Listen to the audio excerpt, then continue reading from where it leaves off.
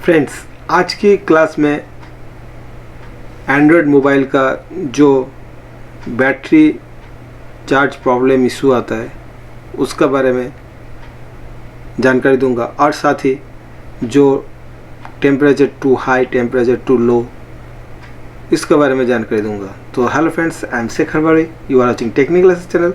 So without wasting time let's get started.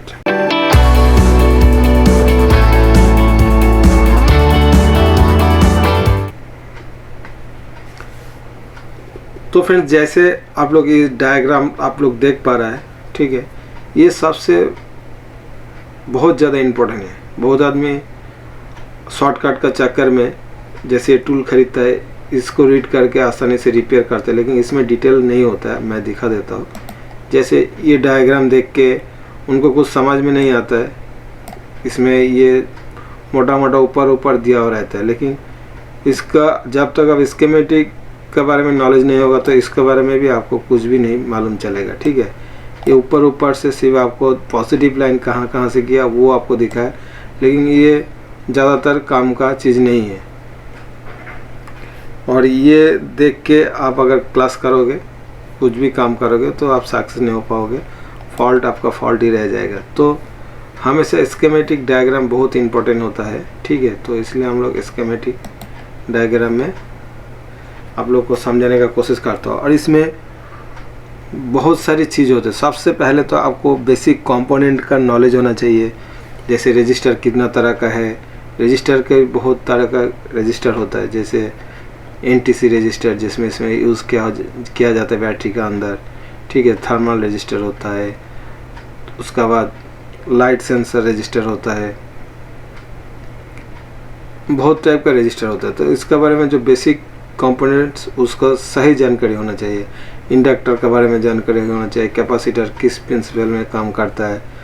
ठीक है, तो ये सब चीज़ का आगे हम लोग बताते रहेंगे। और इसके अंदर मैं एक दो कनेक्शन के बारे में बताता हूँ। देखिए, जैसे यहाँ से एक VDD वोल्टेज आ रहा है, मैं सिर्फ आप लोग को समझाने के लिए कर रहा हूँ। और देखिए यहाँ पे एक VDD वोल्टेज आ रहा है। VDD मतलब जहाँ पे मॉसफेट से कनेक्शन आता है, जो कि तकरीबन 2.8 वोल्टेज होता है, उसको VDD वोल्टेज बोला जाता है। ठीक है, तो देखिए एक रजिस्टर होते हुए और एक रजिस्टर से ग्राउंड कर दिया, फिर इसका अंदर से बीच में से जो वोल्टेज निकल रहा है, ठीक है, तो ये जो सिस्टम इस तरीके से बनाया जाता है, इसको डिवाइडर सर्किट बोला जाता है। तो इस बात को भी कॉपी में नोट कर लीजिए, क्योंकि डिवाइडर सर्किट का प्रयोग PCB बोर्ड में बहुत ज़्यादा होता है। तो डिवाइडर सर्किट बहुत इंपॉर्टेंट है, तो इसको ज़रूर आप नोट कर लीजिए। देखिए यहाँ से फिर ये जाता है, बैट थर्मल बोल के लिखा हुआ है, ये सीधा हमारा बैटरी का अंदर जाएगा। और वहाँ पे एक NTC रजिस्टर लगा हुआ है, वो सिंपल सिर्फ ग्राउंड का साथ लगा हुआ है, तो उसको भी एक डिवाइडर सर्किट बोला जाता है। जब भी आपका बैटरी हीट होगा, ठीक है, या बहुत ठंडा होगा, तो वो इन्फॉर्मेशन देते रहता है। ठीक है, CPU को कोई इन्फॉर्मेशन नहीं होता है। उस टेम्परेचर से क्या होता है, रजिस्टर का वैल्यू लो या हाई होते रहता है, तो उसी हिसाब से उसका मतलब जो इलेक्ट्रॉन का ग्राउंड करने का क्षमता अलग अलग होता है। तो उस टाइप ये इंफॉर्मेशन अलग अलग वैल्यू ऑटोमेटिक टेम्परेचर के हिसाब से वो यहाँ पे इंफॉर्मेशन देते रहते हैं। ये फिर I2C जो आपको लाइन दिखाई दे रही है, यहाँ से फिर CPU को जाता है, CPU फिर आगे पावर IC को बोलता है, इंफॉर्मेशन देता है। इस तरह ये I2C का लाइन से मदद से कम्युनिकेशन होते रहते हैं। तो यहाँ पे हम लोग अभी नहीं जाएंगे और धीरे धीरे हम लोग आगे बढ़ेंगे। तो मैं सबसे पहले जो बैटरी आपका चार्ज नहीं हो रहा है या कम हो रहा है या एरर आ रहा है, तो उसका बारे में मैं थोड़ा एक्सप्लेन करने की कोशिश करता हूँ। तो मैं सबसे पहले जो बोला, ये जो डिवाइडर सर्किट, इसको आप लोग याद करके रख दो। ये बहुत ही अच्छा एक आपको देखने को मिल गया। तो ये सर्किट बहुत इम्पोर्टेंट है। तो देखिए मेन ये जो रजिस्टर आपको दिखाई दे रहा है, अभी ये रजिस्टर का वजह से ये जो बैटरी चार्ज होता है, लो चार्ज होता है, हाई चार्ज होता है, इस रजिस्टर के ऊपर डिपेंड करता है। कैसे डिपेंड करता है इसको मैं थोड़ा आप लोग को एक्सप्लेन कर देता हूँ। सबसे पहले इसका पोजीशन मैं दिखा देता हूँ। अभी जैसे R0506 इस कहाँ पे, मैं लेआउट में जाके चेक कर लेंगे। ठीक है, यहाँ पे ये देखिए ये वाला रजिस्टर देखिए पीसीबी का अंदर ब्लैक एंड वाइट में मैं दिखा रहा हूँ। कलर में देखना चाहता हूँ तो मैं थोड़ा कलर में आप लोग को विजुअल कर देता हूँ। ये वाला रजिस्टर ये देखिए, किसी किसी मदरबोर्ड में ये वाइट कलर को मिलेगा देखने के लिए। ठीक है, तो ये रजिस्टर क्या काम करता है इसको बता दो। जैसे पहले हम लोग इसका एक तरफ जो इस तरफ से भी एक कनेक्शन लिया जाता है, इस तरफ से भी एक कनेक्शन लिया जाता है। मैं अभी चलता हूँ उधर। एक एक्चुअली इसका इस तरफ से जो कनेक्शन लिया जाता है जो आपका चार्जिंग आईसी के साथ लगा हुआ है, ठीक है, इसको आई सेंस बोलता है, मतलब करंट सेंस बोलता है कि यहाँ से एक पॉइंट सीपीयू को दिया जाएगा। अभी ये जो चार्जिंग रेगुलेटर आईसी से निकल रहा है, इस पॉइंट को करंट सेंस बोला जाता है और इस पॉइंट को करंट सेंस या SRN बोला जाता है। ठीक है, और इस जो पॉइंट को है इसको बैट सेंस या SRP बोला जाता है। ठीक है, तो यहाँ से मैं आपको दिखा दिया कहाँ पे होता है। तो आगे हम लोग स्कीमेटिक में आ जाएंगे। तो देखिए इसका मैं थोड़ा डिस्क्राइब कर देता हूँ। देखिए ये जो चार्जिंग आउट हो रहा है ये अपना मर्जी से चार्जिंग आउट नहीं होता है। यहाँ पे जो भी बैट से हमारा अगर बैटरी लगा हुआ आता है तो हमारा BSI से इंफॉर्मेशन मिलता है कि हमारा बैटरी लगा हुआ है। ठीक है, तब जाके ये सब प्रोसेस शुरू होता है। तब जैसे बैटरी लगा हुआ होता है और यहाँ पे जो बैट सेंस जो SRP पॉइंट है ये सेंस करते बैटरी का अंदर कितना वोल्टेज है। ठीक है, मान लीजिए बैटरी में 3.7 वोल्टेज है, तो ये क्या करते हैं बैट सेंस का मदद से जो SRP सेंस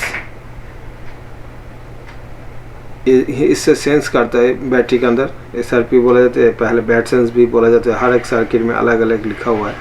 तो ये सेंस करके उसी हिसाब से यहाँ से चार्जिंग आउट करता है कि इसका अंदर इससे थोड़ा एक वोल्टेज ज़्यादा आउट करेगा। अगर यहाँ पे 3.7 है तो यहाँ पे 3.8 वोल्टेज आउट करेगा, क्योंकि तभी जाके चार्ज हो पाएगा। अगर दोनों वोल्टेज सेम हो जाएगा तो यहाँ पे चार्ज नहीं हो पाएगा। तो ये रजिस्टर बहुत इंपॉर्टेंट है।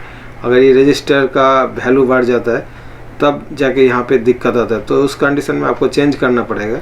अगर आप सोचोगे जंपर कर दूंगा तो उसमें दोनों का पोटेंशियल डिफरेंस बराबर हो जाएगा, तब बैटरी चार्ज भी नहीं होगा। ठीक है, आपका शो करेगा सब कुछ लेकिन आपका चार्ज नहीं हो पाएगा, क्योंकि यहाँ से भी बैट से इंफॉर्मेशन जाता है जो बैट सेंस बोला जाता है, जो SRP सेंस करता है कि बैटरी का अंदर कितना वोल्टेज है। उसी हिसाब से ये फिर वोल्टेज आउट कराने का काम करता है। फिर ये इंफॉर्मेशन चार्जिंग आईसी को देता है। देखिए यहाँ से चार्जिंग आउट, जो चार्जिंग रेगुलेटर आईसी है 24 पिन का, उसको इंफॉर्मेशन करता है कि इतना वोल्टेज आउट करना है, तब जाके ये चार्ज को आउट करता है। उसी हिसाब से हमारा मोबाइल का बैटरी चार्ज होता है। तो ये रजिस्टर बहुत इम्पोर्टेंट है।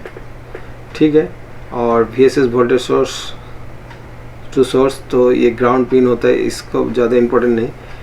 तो एक फॉल्ट तो ये आप लोग को समझ में आना चाहिए कि ये रजिस्टर बहुत इम्पोर्टेंट है, इसलिए इसको आई सेंस रजिस्टर भी करंट सेंस रजिस्टर बोला जाता है। इसको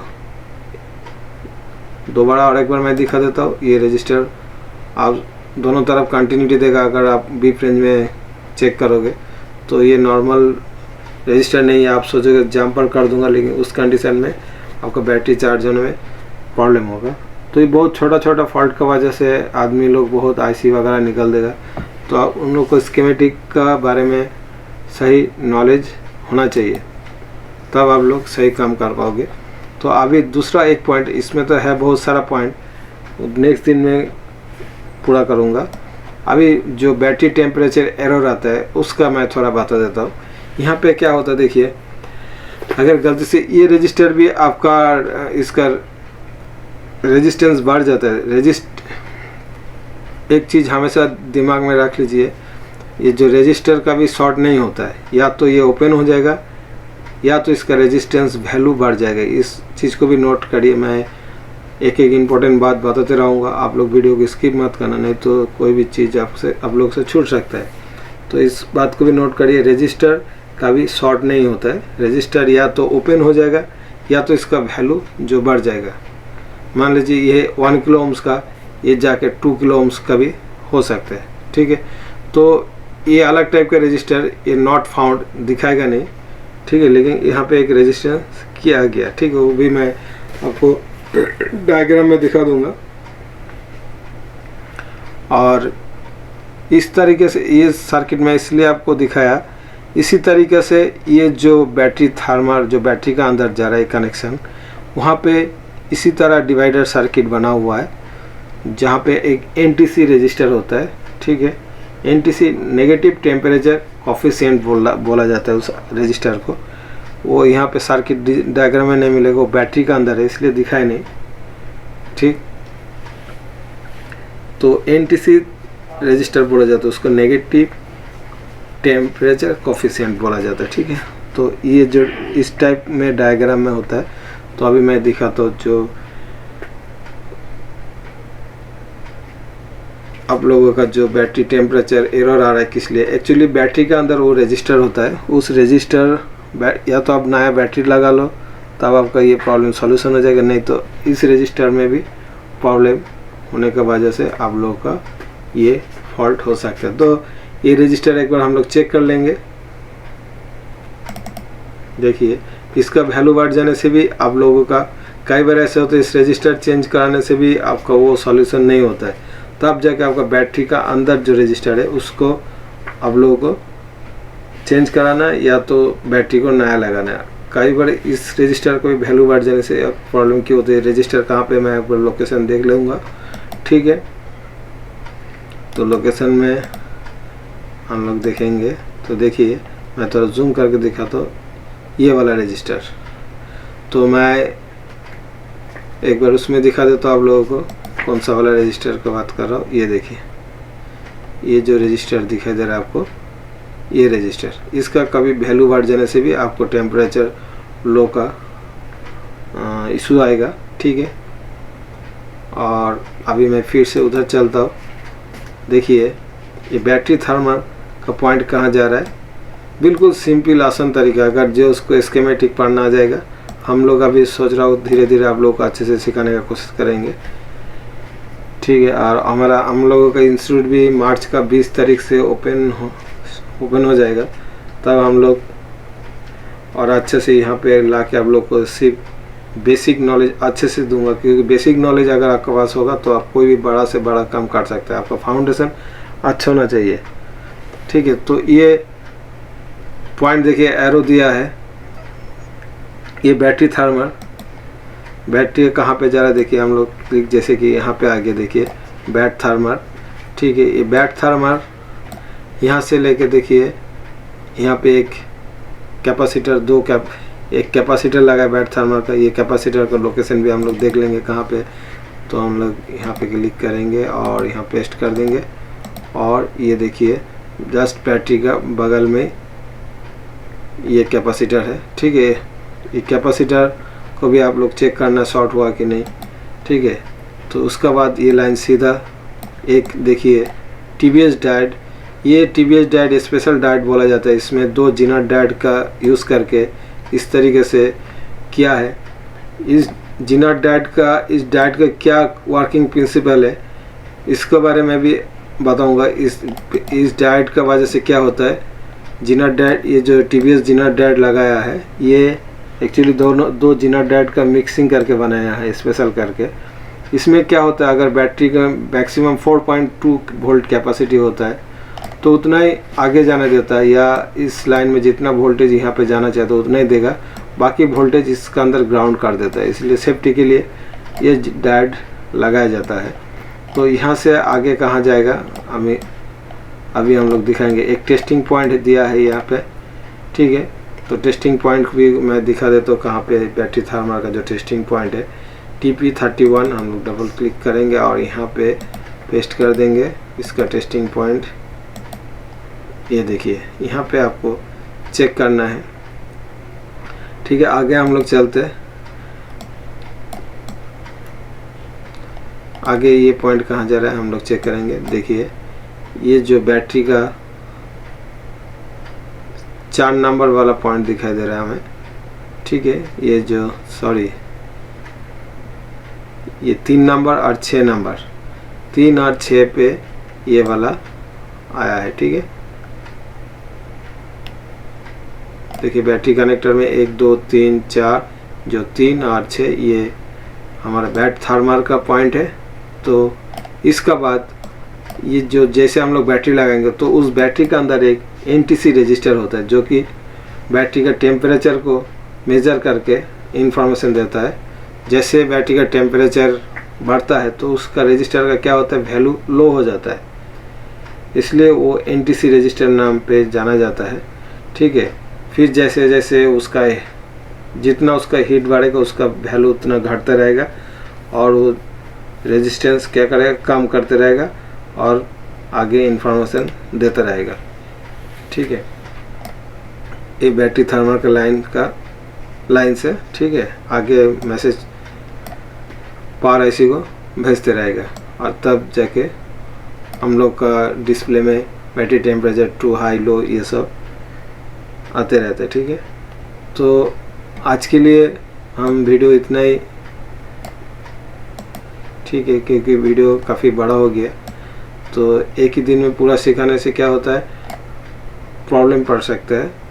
आज ये दोनों चीज़ इम्पोर्टेंट मुझे लगा, इसलिए मैं आप लोगों के साथ शेयर किया, क्योंकि ज़्यादातर फ़ोन में आजकल एंड्रॉयड फ़ोन में क्या हो रहा है, बैटरी चार्ज इशू प्रॉब्लम बहुत ज़्यादा आ रहा है और टेम्परेचर टू हाई लो, इसलिए मैं ये छोटा सा वीडियो आप लोग को साथ शेयर किया हो ताकि आप लोग इस काम को आसानी से कर पाए। अभी हर IC का अंदर अलग अलग सर्किट डिज़ाइन किया है, ठीक है।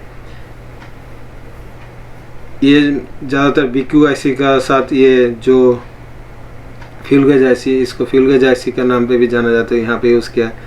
अभी तकरीबन इस टाइप में डिज़ाइन किया जाता है। किसी किसी में ये वाला IC चार्जिंग रेगुलेटर IC का अंदर फिट कर दिया, किसी किसी में बाहर ओपन है, ठीक है। तो आगे और भी हम लोग इसका डिस्कस करेंगे, ठीक है। तो इसी तरह आप लोग स्कीमेटिक देख के अगर मोबाइल वगैरह रिपेयर करोगे तो बहुत ही ज़्यादा आप लोग सक्सेसफुल हो पाओगे, ठीक है। और उतना हार्ड भी नहीं है, और आजकल गूगल पे भी सर्च करने से स्कीमेटिक डायग्राम आपको मिल जाता है, ठीक है। लेकिन आपको जो हार्डवेयर सॉल्यूशन देख के अगर आप लोग काम करोगे, इस टाइप का जो देख के आप लोग काम करोगे जो इस टाइप में आता है, तो इसमें आप लोग कभी सीख नहीं पाओगे, आप लोग का घाटा ही होगा, ठीक है। तो इसका साथ जो स्कीमेटिक दिया उसको ज़्यादातर फॉलो करो, और इसको देख के आपको कुछ भी नॉलेज नहीं होगा, क्योंकि इसमें हर डिटेल में नहीं बताया कि कौन सा लाइन किस पर्पस में, कौन हर एक वोल्टेज का अलग अलग नाम होता है, ये सब इसमें नहीं मिलेगा आपको, ठीक है। तो इस बात को भी ध्यान रखिए, जो भी मेरा सब्सक्राइबर है वो ज़्यादातर इस डायग्राम को, स्कीमेटिक डायग्राम को ज़्यादा फॉलो करो, ठीक है। तो आप लोग जाके आगे अच्छे मोबाइल टेक्नीशियन बन पाओगे। तो फ्रेंड्स आज के लिए वीडियो इतना ही है, आप लोग खुश रहिए, फिर मिलेंगे नेक्स्ट वीडियो में, तब तक के लिए bye bye and take care.